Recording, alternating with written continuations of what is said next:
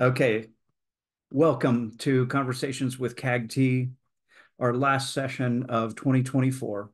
With us is Michael Scott. He's a professional learning and program monitoring consultant for the Colorado Department of Education's Office of Gifted Education.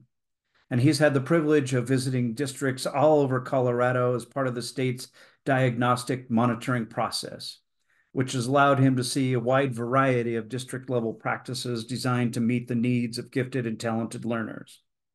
And he's a high school English teacher by trade, just as I used to be, so kindred spirit. And he takes as a source of pride a boots on the ground approach with every aspect of his work. I'm Mark Hess, and I'm the president of the Colorado Association for Gifted and Talented. And I am pleased to introduce to you Michael Scott with When Perception Becomes Reality, Myths of Giftedness and Barriers to Service in Colorado. Welcome, Michael. Thank you, Mark. I appreciate you guys inviting me and giving me the time and space. It's an honor. So I will go ahead and share my screen.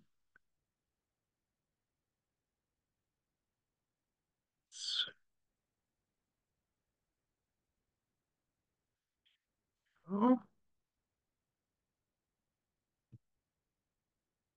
all right. Just as Mark said, the title of this presentation is When Perception Becomes Reality, Myths of Giftedness as Barriers to Service in Colorado. And again, I'm Michael Scott. So if you've ever seen the show, The Office, yes, that's my real name. And if you haven't seen it, well, I don't know if I would recommend you watch it, but that's I get it a lot, the connection between the two. And I'm the monitoring and professional learning consultant for the Office of Gifted Education at CDE. And so before we get in what I've come to present, I want to provide purpose and clarification. Any statements made in this presentation, because I do work for CDE, they should not be taken as official CDE guidance, recommendations, or positions. What follows are observations and conclusions that are based on data collected from the field in my capacity as a program monitoring consultant. And I think anyone who works in public education knows that education can kind of become alphabet soup. And so you'll hear me mention these initials throughout the presentation. And so I just wanted to give you a little bit of to let you know what those mean. And if I'll try to be mindful if I use any that aren't on this list. And so there's ECEA, which is the Exceptional Children's Education Act. You'll hear me say AU a lot. That's an administrative unit. And most people use the term district. Sometimes they can be interchangeable. We don't have to get into the nuts and bolts of it, but if you hear me say AU, essentially I mean a district. Um, excuse me. And then uh, you may also hear me say BOCES, which is a Board of Cooperative Educational Services. And a BOCES is when you have smaller districts coming together to essentially function as an AU. And then I think the one you'll hear the most is GEM, which stands for the Gifted Education Monitoring Process. So let's talk a little bit about the GEM process. ECA rule requires gifted program monitoring once every 5 years for AUs and BOCES. And since GEM began in 2020, we've monitored 47 AUs or BOCES, and we've had 13,055 respondents interviewed or surveyed. And so I think that just like Mark said earlier, we've been all over the state and we're about to head into our fifth cohort. We just wrapped up cohort 4, and so at the end of cohort 5, we'll have been to every AU or BOCES unless there are any new AUs that come up. Part of our job, we monitor compliance. So we look for compliance with an ECA rule, but we also look for commitment. When we do our monitoring process, we like to see those committed practices that AUs and BOCES are doing, because we like to think of ourselves as a link in a chain. My coworker, the other monitoring consultant, Terry Loisel, uh, we try to find those practices. She looks at it through the lens of an elementary teacher and a former principal, and I look at it through the lens of a high school teacher. And um, we look for things that are strong. We look for those practices that are working, and we try to take those excuse me, to other districts, to other AUs. We want to compare apples to apples because it doesn't do much good to take a practice that works really well in a large, um, urban district and transfer that over to a rural district. And so, having been to as many AUs and BOCES as we have, I'd like to think that we have quite a few strong practices in our pocket. And so just to kind of, and forgive me, my dog just came in. If you hear any noises of like his collar tinkling, that's him. He seems to want to get involved whenever I'm in the middle of something. And so some of the myths that I explore in this presentation, they've been already been established by organizations like NAGC and the Davidson Institute. Um, and what we want to do with this is just confirm that these myths are still out there, and then maybe take a look at them through the lens of Colorado, how they're presenting here, and how they're becoming the barriers to service. I also explore some of these myths in the first episode of Gifted in 10, and this is an audio series that I've designed for those outside of the realm of gifted education to better help them understand the needs of gifted and talented learners. And there'll be a link, there's a QR code and a link at the end of this presentation to the first episode of Gifted in 10. And I've already received a few emails from people asking when the next one's coming. And so it's being scripted right now. And so just know that even though there's one episode, Gifted in 10 is going to be a series. And as a series, it's not just going to focus on myths and misconceptions. The plan right now is that's just the first three episodes. Then beyond that, it'll be 10-minute audio episodes committed to a variety of topics in gifted education. And so I also want to say that the information that I'm sharing in this presentation is done with the understanding that A, staff turnover is a constant challenge many AUs face in Colorado. B, most, if not all, are doing the best they can with limited time, energy, and resources. And then when it comes to gifted education in some districts, we also acknowledge that moving the needle in the right direction, it takes time. And so everything that I have in here is done with that absolute understanding. I also want to take a moment to recognize the work of gifted leads throughout Colorado. Our team has only been able to collect this data that I'm about to talk about through thoughtful, committed, and open collaboration with the AU gifted leads and support from our gifted educational regional consultants. The district leads are doing incredible work to advance the mission of gifted education in Colorado. And I don't think I can say that enough. We've had the privilege of meeting and working with incredible people who are doing everything in their power to make sure that their gifted learners receive the services they deserve. And so I think I need to, and I could probably spend the rest of the time that I have today just talking about some of the powerful practices that we've seen. But I do want to recognize the work they're doing, and if any of them are watching right now, I just want to say thank you. It's been great seeing the work you're doing, and so I want to lean back a little bit in my experience as an English teacher and talk about the difference between the connotation in the word myth and the actual definition. And I know that's a very English teacher thing to do, is to dive into the definition of a word. But when we say myth, I think um, the more recent definition and the common understanding is that it is widely held but a false belief. So when we say that's a myth, it equates to false. Whereas if we get down to the definition, and the definition that I go by is um, I would say maybe the textbook definition, but also from the perspective of being a big Joseph Campbell fan. And that is a narrative that shapes belief, not necessarily one that is false. True or false, when we look at it as a narrative that may shape someone's belief, true or false doesn't necessarily have to come into play. What matters is that it's a story that shapes the belief. It shapes people's actions. It shapes the way that they see themselves, their culture, and their world. And when I was preparing this presentation, um, it came to mind that, well, I'm doing a presentation on myths, and I couldn't help but not think of the definition that you see on the right, a narrative that shapes belief. And I realized that the myths surrounding gifted education in Colorado are essentially both, is that they are a widely held, sometimes a widely held but false belief, but then it is also a narrative that some can subscribe to that shapes their belief.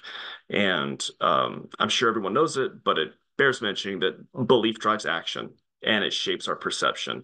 And so if there are some of those pervasive and persistent myths out there that a teacher or a building leader or a district leader has, it's going to shape their perception of gifted learners and therefore shape the decisions that are made, shaping action.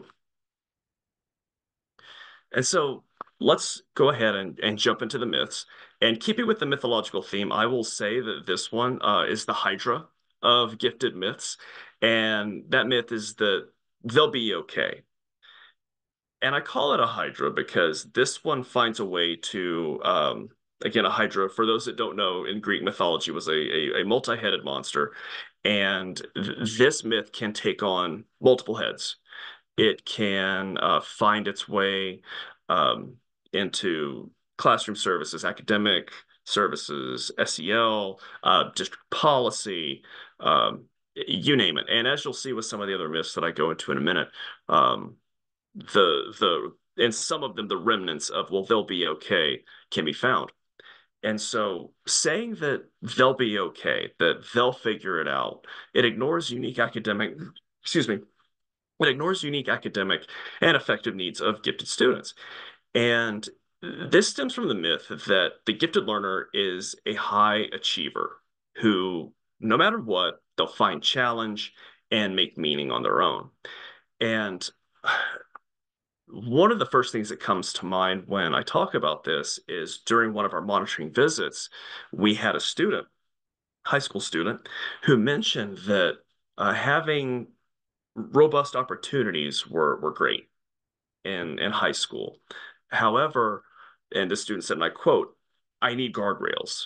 I need that guidance. I need to know that having that trusted adult, that trained adult, to be able to guide that decision making. And so when we think that not only when we think that they're a high achiever, but that that they'll find their own challenge and make meaning on their own, I think we do a disservice. And of course, what are the effects of that? How does that create a barrier? We see denial of services. We see barriers to identification, programming, funding, personnel, and accountability. So again, we see that Hydra. We see those multiple heads. It has multiple effects, and it finds its way into a lot of the other myths too. And I think I should have said, I want to backtrack for just a moment.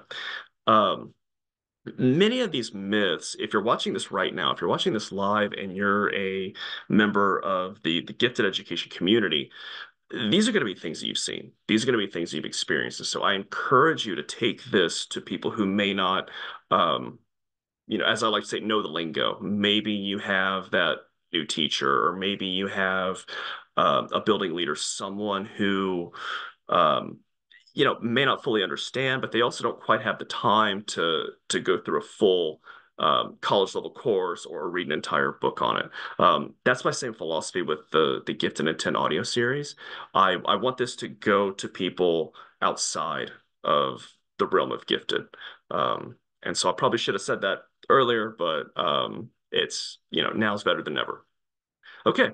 So myth number two, that student can't be gifted. I'm sure that if you work um, at a building level capacity, there's a chance you've heard this before. And this lurks in the classroom. If myth number one's a Hydra, I think this one's the Minotaur, lurking almost in the shadows. It lurks in the classroom. And the possible beliefs that create this, for having a teacher who may overlook a student for a referral because they think, well, that kid's not gifted. Again, they think that they're high achievers rather than high ability, and so they could confuse achievement with ability. They think that gifted students might be well behaved, and I usually like to present this scenario. Imagine you have a student, again, highly has high ability. The student's gifted, but they're not being challenged. So not seeing the value in the work in the classroom. Um, I I think that's a recipe for students to potentially, not all, but for students to find a way to entertain themselves, for lack of a better term. We've had students say that in our listening sessions where they'll be in class, they'll finish their work early, and they'll talk with their friends, or they want to get up, move around. And one student said it. I say eloquently, but just very straightforward. She said, "Of course, I'm gonna talk to people. Of course, I'm gonna get them to do these things. I'm gifted. Like I need something to do." And so that student understanding her own giftedness was really cool. Um, and then I think next is that gifted students cannot have more than one exceptionality. And so when we hear someone say, "Well, that kid can't be gifted," and they're seeing an exceptionality like dyslexia, or they may say, that student can't be gifted. They're on a read plan, or that student can't be gifted. They're on an IEP. Again, that does a disservice to the student because they can have two exceptionalities, as most of us know. Um, and so, what effect does that have? Well, it creates a barrier to identification and a barrier to programming. And in the worst case scenario, you have the student who gets labeled behavior problem by that teacher. And if that label continues, I mean, it can continue on to some disastrous effects. Say, or okay, sorry. Myth number three: we meet the needs of our students. We have, and feel free to finish that sentence with AP, IB, concurrent enrollment, or a prescriptive curriculum. Now, I have to say, this isn't meant as a criticism of any of those systems. I think that those systems, they challenge students, they meet academic needs.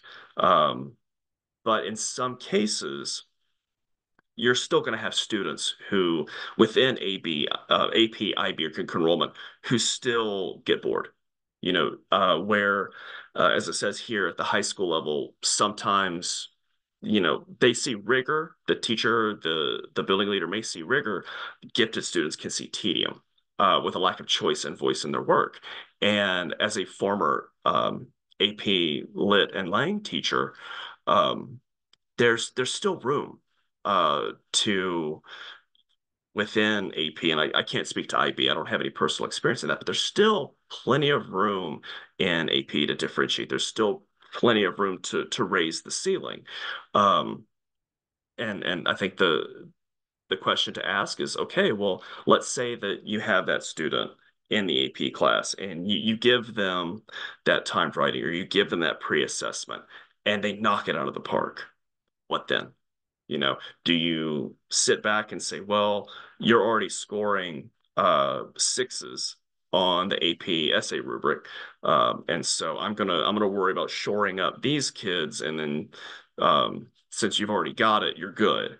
And I think that again, that does a disservice to the students. There's still room within those high level classes to add extra challenge. There's still more room to differentiate, and dare I say, there's still more room to add some creativity. And I think that I would say, the luxury of being an English teacher. Creativity really lent itself to what we did in the classroom. Um, and so I think that, again, APIB, concurrent enrollment, those are, and research shows those are good avenues to provide that challenge, but there still needs to be the understanding that there's going to be students who need challenge beyond that. So when someone says that, well, we meet the needs of our students, we have blank, um, it doesn't need to stop there. Um, and to continue, in recent gym visits, we've seen gifted students thrive in CTE programs. Um, and having those secondary and post secondary options for kids, that gifted students take advantage of, CTE being among them. Um, there's one AU that we visited where the CTE program had a 100 of its gifted students enrolled in CTE, 100% of them graduated. And so I think that was certainly a feather in the cap for that district. At the elementary level, we've talked with teachers who have expressed struggles with district adopted curriculum that leaves little flexibility to meet the needs of gifted learners. And what effects do we see? If you say that, well, we have AP, we're good, it puts it in the academic realm, and there's a lack of focus on effective needs. Students can become bored or disengaged, again, with a lack of differentiation, as I said a moment ago. They see tedium rather than rigor or challenge. And we've had students say that we'll ask them about their AP classes, their IB classes. And you know, just to be clear, there are plenty of students that enjoy it. And feel challenged, but there are also some who will say, like, well, I jump through the hoops. I do what's asked, even though it may not necessarily challenge me because they do want to get that AP score. All right, myth number four. More work equals challenge. And this is I think this one has certainly persisted in the 2 years that I've been doing my monitoring visits. But this is the situation where a student who finishes earlier requests something more challenging, just receives more work at the same level, or they become the teacher's helper for a brief stint. And some gifted students, we ask that, they like it. Some. More often than not, that's not the case. And we've also heard from students who have learned to play the game, quote unquote, and that's deliberately slowing down on their work, so they don't necessarily have to do more. And I'd like to quote a student who said this, and it's that more work doesn't equal more challenging work. More challenging work equals more challenging work. And if memory serves, this was a middle school student, and um, I think said perfectly. And what are our effects on that? Well, of course, we're going to see student disengagement and all the things that follow disengagement. Maybe to go back to an earlier myth that talks about student behavior and things like that. Okay, so myth number five, gifted happens out there. And what I mean by out there, I mean something that happens outside of the regular classroom. And we've come across a few instances where gifted was seen as extracurricular. And I want to be clear, like pull-out programs, advisory periods, intervention hours, these are strong practices. And we very much like it when we see them. But we all know regular classroom teachers have more contact with gifted students than the gifted director of record or the site coordinator. And this again from stakeholder interviews and surveys is sometimes there's that perception, well, they're part of they go to gifted pullout, and so that takes care of those needs. I don't have to worry about it. And again, that's not the case.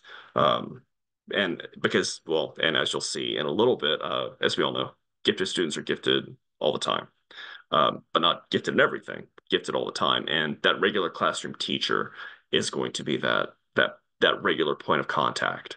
Um, where giftedness, it doesn't just happen out there, it's going to happen in the classroom and it has to happen in the classroom. Um, the parent piece can be tricky too.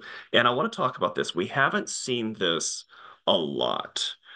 We've seen it enough for it to be a pattern in some cases, but there was a site, and forgive me, I can't immediately remember if it was elementary or middle, but um, they were working on gifted being embedded in the classroom and services happening at the classroom level, and the teachers were up to the task. And um, the pullout that they were doing, I want to say it wasn't happening as often because the kids were for academics were being challenged in the classroom, and parents were upset because it sort of seemed like a loss, that they thought they were like losing something.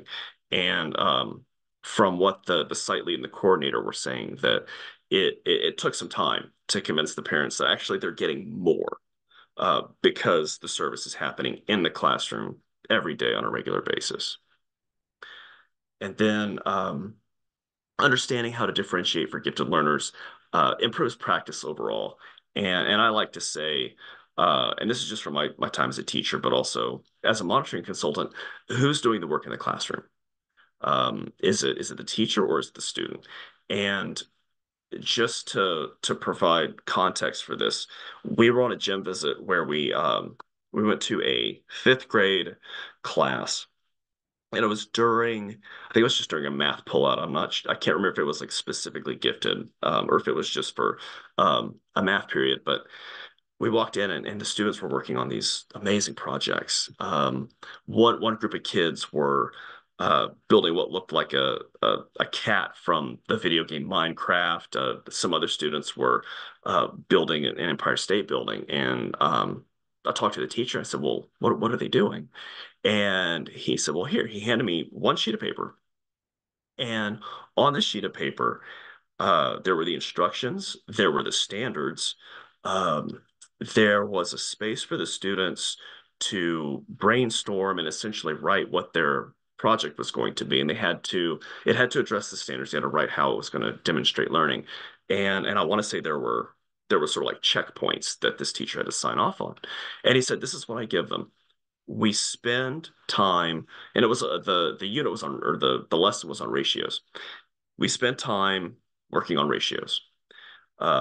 And I teach them, and then I teach them what they are, a little bit of guided practice, and then they can work in groups solving problems. And then for the next, I think, 3 or 4 class periods, they had to demonstrate learning in a way that they took ownership of. And so for those 4 class periods, he was facilitating.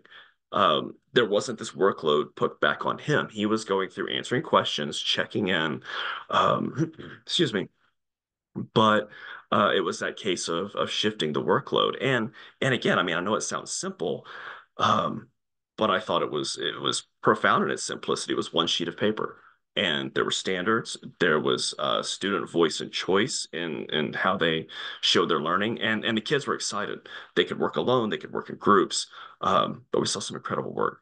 And so the effects of thinking that giftedness is something that happens outside of the classroom is it you end up with overdependence on site district leads, and gifted no longer becomes a shared responsibility. It becomes something that someone else takes care of. All right, myth number 6. Gifted students are gifted in everything, and this is one that came from the students themselves. Um, and as we know, while gifted students are gifted all the time, obviously they're not gifted in every area. We know that, but a lot of times students um, feel burdened by having to communicate that, and they certainly have to deal with the effects of that. Is that a student who's gifted in reading, or a student who is talented in visual arts? Sometimes teacher will see the label gifted, and they will think, well, this kid is gifted in everything. And we've seen that a few times, again, coming from the students themselves. Um, and just to read from the slide, this is a common theme among students we interviewed, and it was something that they wished people knew about gifted students.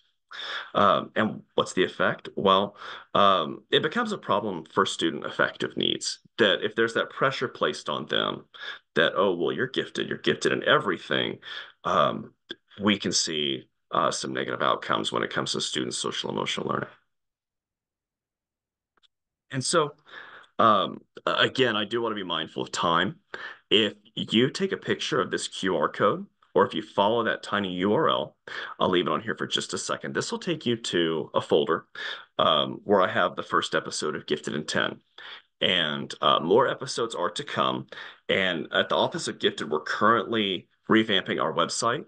And so until we can find an easily accessed but also accessible um, platform, it'll probably live on the website for now. We're also in the realm of professional learning. We're also taking the information from our Moodle courses, and we're moving them to a new learning platform called Learn Worlds. For now, the facilitated Moodle courses will still be there. The Learn Worlds courses are going to be asynchronous, and we Gifted in 10, excuse me, Gifted in 10 may live there. Um, but for now, we're putting it, I'm sending you the QR code just so you can access the file, and I encourage you share it. Please share it.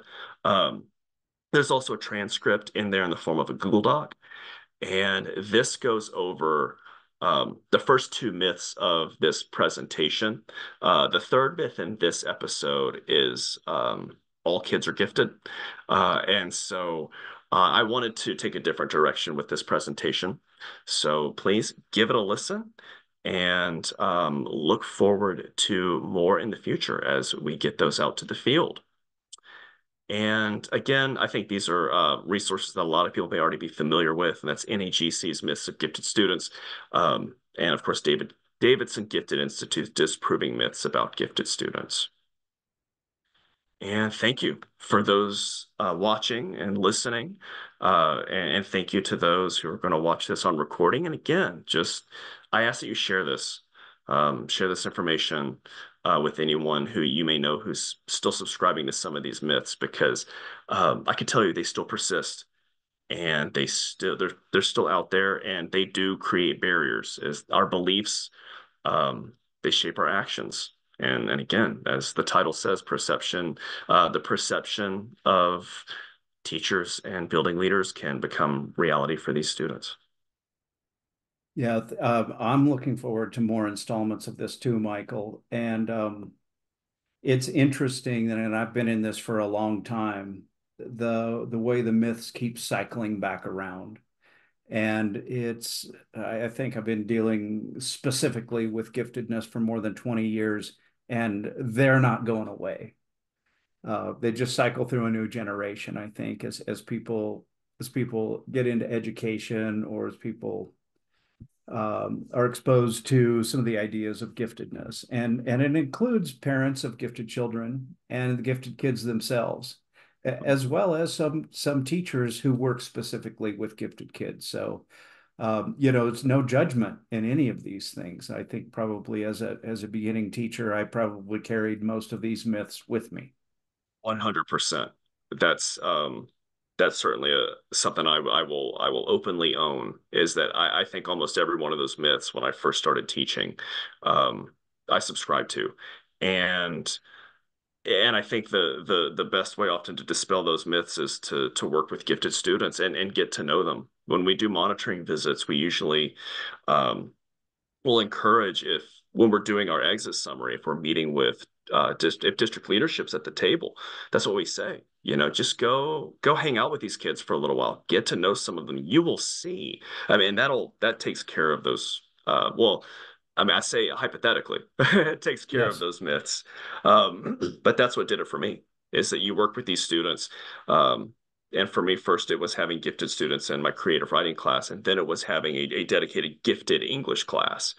And that in of itself is very different too, having working with one or two gifted students in a classroom, but then getting them in a group and seeing just for lack of a better term, the magic that can happen, but and the challenges that come with it too.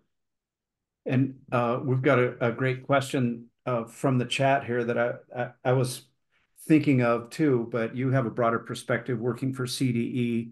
Do you know if the school's faculty get any specific education related to gifted children? And I assume that this is coming from Megan in Windsor, that she's talking about locally at schools. But I'm looking at a bigger picture. How is it looking coming from the university system as teacher training? Is that happening?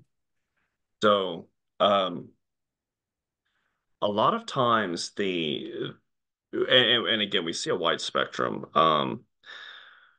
Most common is professional development delivered either by the gifted lead or by one of the regional consultants. And to that point, one of our regional consultants, we were doing a monitoring visit, and she had such a great perspective on it. She said, "Look, just accept that Gifted 101 is going to be perpetual because of things like teacher turnover and because teachers shifting positions or moving schools. Gifted 101, you can have a Gifted 102 or 201 ready to go." She said, but Gifted 101 was always on her plate, and she just said you have to make peace with the fact that you're going to be teaching people the basics of gifted in perpetuity. Um, at the college level, I don't want to speak too much um, to what a university may have planned or anything like that. There is a need for it. We've heard that from teachers. without asking specifically what program they went through. We've had teachers who either in their undergrad or alternative licensure have said um, that there wasn't something in gifted. Now, of course, we know that there's graduate work in gifted education, but at the end in the basic teacher prep programs, um, it's something that they would have liked to have seen. We have seen recently districts and BOCES that are doing their own alternative licensure programs. And that's been something that in the monitoring process that we've suggested. And we've gotten good feedback with that. We would like to see it happen. Um, but there are a few who I'll be checking in with just out of curiosity. But that's certainly been a suggestion that we've had for districts if they have their own alt licensure program to find a way that gifted can be on the table. So I can't speak too much to what universities are doing now. I can only speak to the experience that the teachers have had, and again, more often than not, they've said that um, gifted hasn't wasn't really a part of their licensing program, and to continue from that, when we see just I mean robust gifted services at a site level or even at a district level in something like the Unified Improvement Plan. There's an AU that I want to say gifted showed up something like 35 times in their Unified Improvement Plan. And we usually like to ask, like, okay, well, where was your moment of buy-in? When did you buy into the mission of gifted? And it's usually, well, I used to be a gifted coordinator, or it's I taught gifted students, or my own children are gifted. Unfortunately, um, it doesn't come out that it was a part of their um, undergraduate or their licensure. Now, and again, that's anecdotal. That's based on the interviews we've had with people, but that has certainly been um, when we ask about improvement, like what can make things better. That's something people say that this would be great if it happened at the licensure level at universities offering courses and things like that. So I hope that answers the question. It's great. It's great to hear that some districts are taking it upon themselves to try to provide that training. Hmm. So oftentimes, gifted takes the back seat, and we know how valuable time is for teachers, and especially Yes. in service opportunities. You've got a new math curriculum that you need to be trained on. You've got social emotional learning programs widely, not just with gifted kids that you're working with. There's so many numbers of issues that have to be taken care of in such little time, and so often with everything, the gifted kid takes the back seat. Yeah. And so, but And we try to do the same thing in Colorado Springs. We try to offer opportunities for teachers. And I will just mention then that this video series is a fantastic way to, and many districts are offering certification hours by watching these programs. It's a fantastic way to point to these resources, coloradogifted.org. Look under resources, conversations with CAGT. We have 4 years of archives now. And so a great way. Um, Let me go back here. There's a question in the request in the chat. Can you share back your presentation and share the link or how to get to the Gifted in 10 audios again for us? gladly.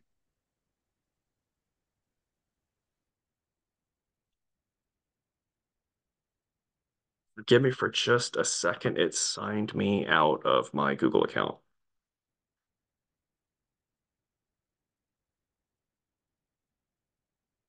We'll just try to make it as difficult as possible for you. Well, at least Zoom didn't have to update um, this time. I've had that happen more than once where um, heading into a meeting and it'll decide to update. Okay. Can we see? Yep, here it's coming. We go. And if you don't mind, I'll leave that up while I Yeah. Please answer do. whatever questions Uh, that anyone may have. Let me throw one more out there for you in considering time available. Mhm. And this is one that I absolutely know there is not an easy answer to, yet there's no wrong answer either, really. And if you were to choose one programming avenue, one programming decision for gifted kids to try to meet their needs academically, Mhm. because we know there's a whole social emotional realm as well, but academically, if you were to choose something, what would you choose? Ooh, yeah, that's a good one. So, in my graduate work, I think one of my favorite classes was teaching creative thinking, and it was part of the getting getting a master's in gifted. It was a required part of that curriculum, and for me, that was always, I think, well, because differentiation is such a broad term. Um, and I think that being in an English class, having that space, because writing is ultimately a creative art. Um, for me, that was always my go-to, is if I'm going to look at differentiating, process, the product, um, for the student, how can I work creativity into it? How can I work in creative expression to where, still meeting the standards, still doing what I'm asking for, um, but that there is a creative expression, but B, ownership and student being able to, um, for lack of a better term, just select how they demonstrate their learning. And in an English class, you do have those non-negotiables, especially an AP one. Um, there's going to be timed writings. There's going to be refinement of skill. But for me, it was finding room, finding those gaps, finding a place to where um, we can work some creativity in here, creative expression um, that still demonstrates learning. And so I know that's kind of a broad answer, and it's kind of just like just waving a magic wand, just find creativity. But that was really it. Um, and also too, this was something that um without tooting my own horn necessarily and sounding too full of myself, but it's something that I think I did well, that I realized that some students don't quite have the experience of, is that creating that space in the classroom to where a student can come to you and say, okay, this isn't working for me. That there is that comfort, there is that dialogue, the ability for them to say, can I try this? Can I do it this way? Um, can I, can I try to, um,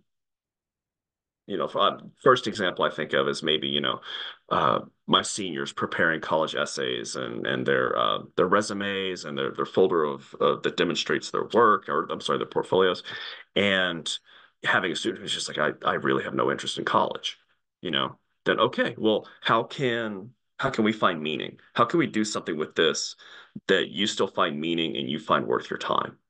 Because I think high schoolers are cognizant, very, very cognizant of that too. They may, do the work, but there are plenty of times that they'll say like, or they'll at least certainly think like, this is a waste of time, but I'm doing it because I want the grade. And so, I think that's it. Just flexibility. How can there be creative expression in this, and um, not treating a curriculum like a monolith, or a program like a monolith. I think that just putting the student first, and we see that too. It's like it can be subtle sometimes, but the difference between um, something that centers a program and something that centers the students. And by program, I don't necessarily mean like gifted program. I mean like this curriculum or this class, AP, IB, whatever it may be, to where the students are in service to the program rather than the program being in service to the students. And so finding the gaps, creating an environment where they feel comfortable having that dialogue about work that's meaningful, And by gaps, I mean moments you could put creativity in there. And yeah, just seeing the student first and being flexible where flexibility is needed. And heaven forbid they leave your class enjoying the subject. That's what don't ever be afraid to find joy. And find and make those fun moments for students. And yet, and what I'm hearing you say is you've built a relationship, you build a relationship, you make it a place that's safe to express your opinion. Hmm. And the kid comes first. And, so I love that. Yeah, and I certainly don't want to give that advice to make it, it's easy, but it's not. It's easy and say, yeah, Right. put the student first and build that relationship, but it takes effort and it takes time. And I'm very much one of those people that think, well, the more time you put it on the front end of building this system and building those relationships and just essentially building your class, um, it pays off in the long run of the year. And so I think that's my yeah, that's it's a again, it's broad, but building those relationships and embracing joy and then finding creativity where you can. And again, I'm saying that as an English teacher, because I'm sure if someone's listening, if they're a math teacher, and I'm not saying that math can't be creative. It's outside my realm. And I'm sure that I have some former math coworkers that would probably go easy for you to say you teach English. So. I think they would agree that they do have flexibility and great ideas as well. So great comments to end it on. In Colorado Gifted, we impact over 70,000 students and advocate for over 70,000 students just in Colorado. And through programming like this, millions worldwide. And if you are interested in sponsoring Colorado Gifted advocacy, that there's certainly a place where you can find more information on our website, coloradogifted.org. If you're interested in exhibiting at our conference, we have over 800 educators come each year, many of them making budgetary decisions. If you're interested in donating, coloradogifted.org to join us. And don't forget to visit this archive also. Come back. 4 seasons of fantastic presentations from nationally known, internationally known experts in gifted education. So come back again. We're going to be back again probably sometime in August. Follow us on Facebook, which you probably already do, to keep updated on that. And tonight that I want to thank specifically Michael Scott for his presentation and for piquing our interest because we want to hear more from those 10 audios also too. Thank you for having me. This again is an honor and a privilege, and I was very happy to be here. Thank you. And yeah.